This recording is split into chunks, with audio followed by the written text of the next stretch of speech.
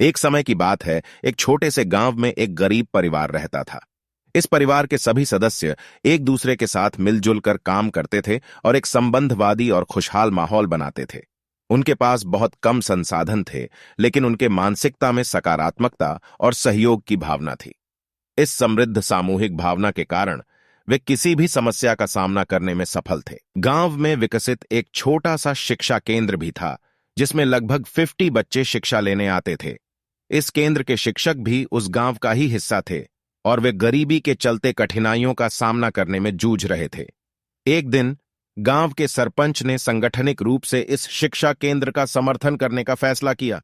उन्होंने गांव के सभी लोगों को एक सभा बुलाई और उन्हें शिक्षा केंद्र के लिए योजना बनाने के लिए कहा। सभा में शिक्षा केंद्र के लिए रुचि दिखा नहीं पा रही थी, क्योंकि लोग सोच रहे थे कि इसके लिए संसाधन नहीं है। इससे ताकि लोगों का मन मनाया जा सके और एकता बढ़े, उस समय गरीब परिवार वाले सदस्य भी उस सभा में शामिल हुए। वे बताए कि वे अपने समृद्ध सामूहिक माहौल का उपयोग करके शिक्षा केंद्र, इससे ताकि लोगों का मन मनाया जा सके और एकता बढ़े। उस समय गरीब परिवार वाले सदस्य भी उस सभा में शामिल हुए। वे बताए कि वे अपने समृद्ध सामूहिक माहौल का उपयोग करके शिक्षा केंद्र को समर्थन देने को तैयार हैं।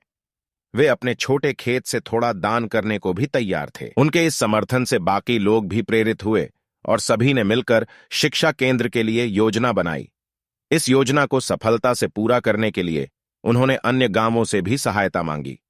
इस भावुक कहानी ने गांव में सभी को एकता का एहसास दिया और संगठन में शक्ति का संदर्भ बना दिया। कहानी अच्छी लगे तो सब्सक्राइब करें।